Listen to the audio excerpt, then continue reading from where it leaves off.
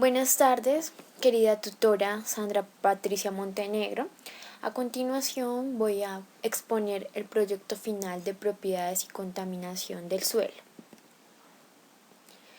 Bueno, este proyecto se basa en un diagnóstico del problema que se divide en 3 puntos.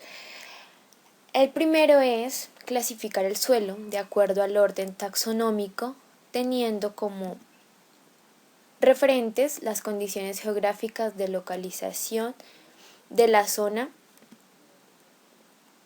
y los materiales parentales mencionados. En este diagnóstico concluimos, a partir pues también de las investigaciones realizadas, que el orden taxonómico del suelo tiene que ver con los vertisoles. Los vertisoles son suelos muy arcillosos, con manifestaciones notorias de expansión al humedecerse y contracción al secarse. Son ricos en arcillas expansibles, las cuales hacen que los suelos se agrieten cuando están secos y al mismo tiempo que las grietas desaparezcan cuando están húmedos. Dice que también representan suelos muy inestables cuando a horas de construcción se trata.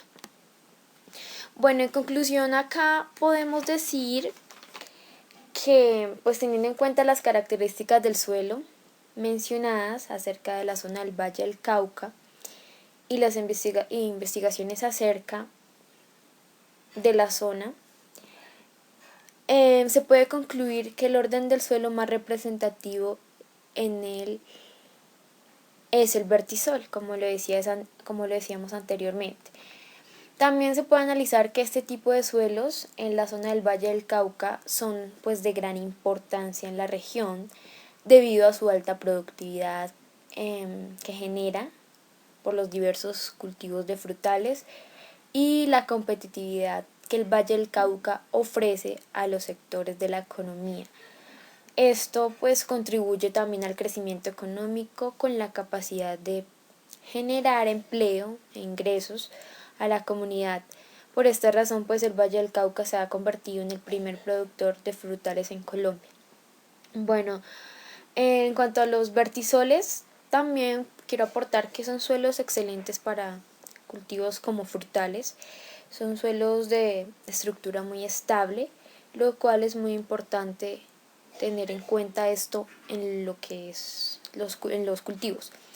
Bueno, el segundo punto del diagnóstico es hallar la clase textural del suelo mediante el uso del triángulo de texturas. Una vez identificamos la clase textural, se recomienda pues profundizar en las características de este tipo de suelos e inferir sobre los posibles valores de porosidad, drenaje, movimiento de agua y solutos contaminantes por el perfil. Diagnóstico del problema, seguimos acá. Bueno, acá tenemos el gráfico del triángulo de texturas. Bueno, primero que todo vamos a definir que la textura del suelo es la proporción de cada elemento en el suelo representada por porcentaje de arena, arcilla y limo, como lo vemos acá en el gráfico. Se considera que un suelo presenta buena textura cuando la proporción de los elementos que lo constituyen le brindan la posibilidad de un soporte que permita un buen desarrollo radicular y brinde un adecuado nivel de nutrientes. Una textura es arcillosa cuando el contenido de arcilla es superior al 25%. Estos suelos suelen ser los menos porosos, pueden contener gránulos de tamaño inferior a 0,002 milímetros. Esto significa que poseen una capacidad impermeable o de retención del agua muy alta, provocando encharcamientos. Bueno, acá podemos concluir brevemente que pues los suelos arcillosos son muy pesados, se agrietan y compactan cuando se secan. Se pueden llegar a corregir añadiendo arena y tierra virgen de bosques. Cuando en casos extremos el suelo es pues muy arcilloso, es necesario un sistema de drenaje suplementario. Bueno, en cuanto a la contaminación que presenta este tipo de textura, se puede hacer un diagnóstico en el que pues podemos concluir que este tipo de perfil presenta contaminantes como plaguicidas, insecticidas, fungicidas, herbicidas y pues fertilizantes químicos, que es lo que utilizan los agricultores para cuidar sus cultivos.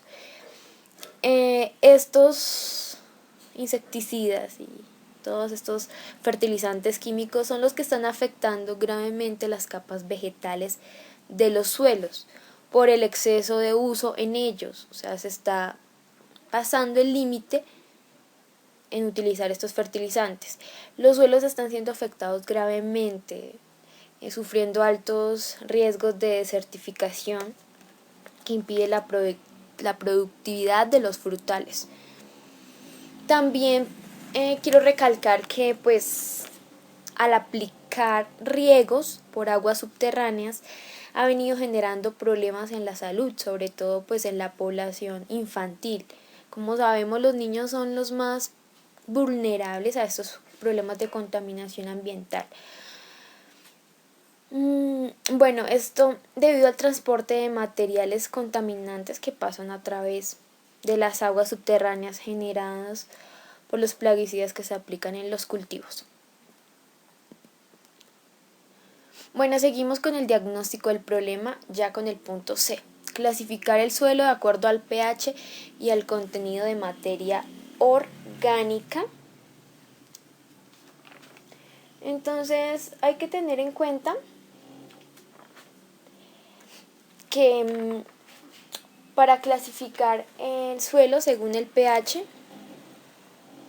bueno, acá tenemos un cuadro donde clasificamos el suelo según el pH y esto corresponde pues a la medida de su acidez y basicidad.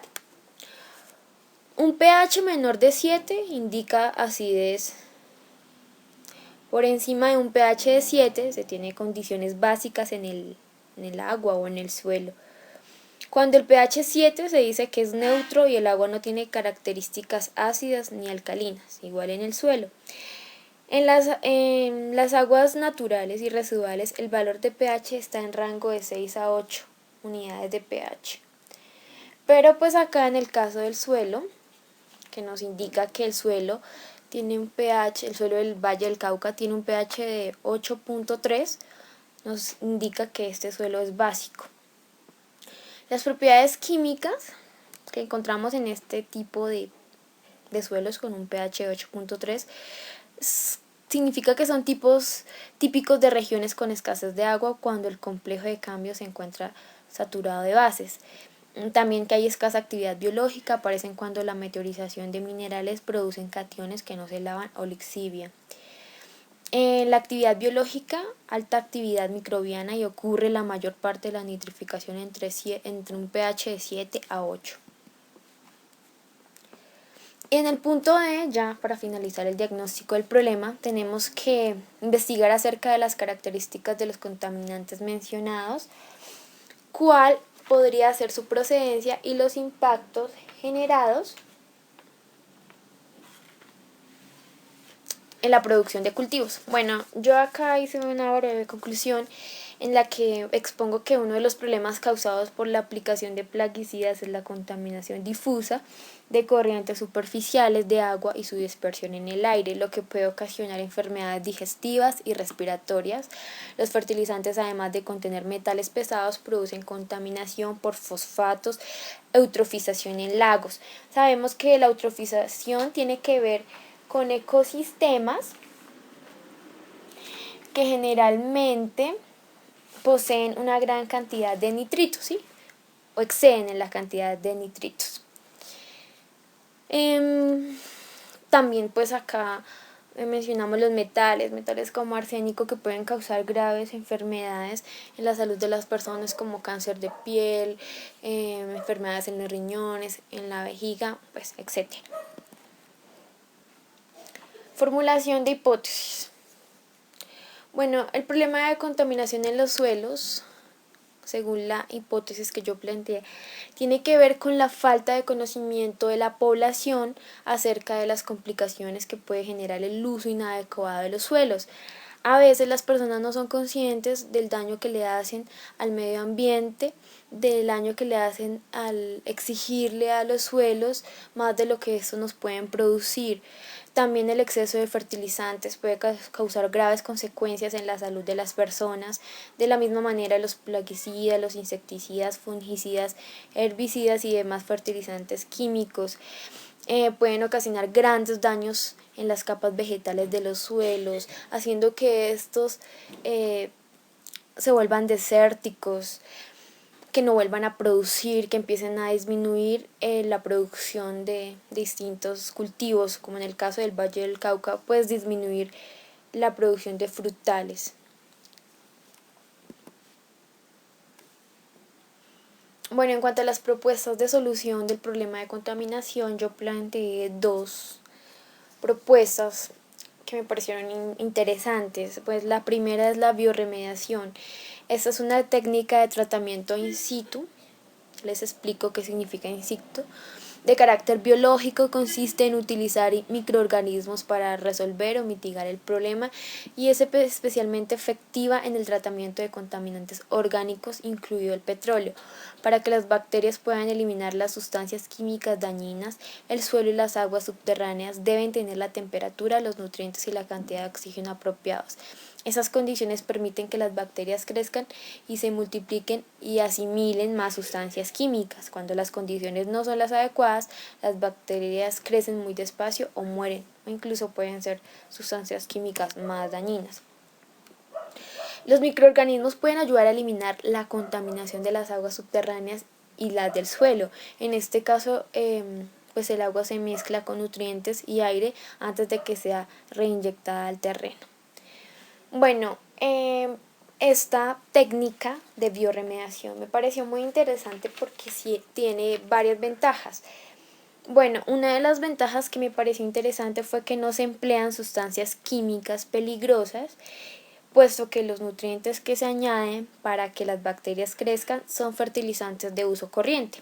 Entonces no alteran ni dañan los ecosistemas. Otra ventaja es que transforman las sustancias químicas dañinas en agua y gases inofensivos pues que se van a la atmósfera y pues desaparecen. Otra es que es una técnica in situ. ¿Qué es in situ? Quiere decir que evita pues la necesidad de extraer el suelo e incluso evita el contacto de los trabajadores con el suelo o el agua contaminada. Es decir, que se puede hacer el tratamiento de bioremediación ahí mismo en el suelo sin necesidad de extraer el suelo a otro lugar. Y pues otra ventaja es que no requiere tanto equipamiento ni trabajo, por lo tanto suele resultar más económica. Otra de las técnicas que me parecieron interesantes para remediar este problema de contaminación del suelo en la zona del Valle del Cauca fue la inyección de aire comprimido.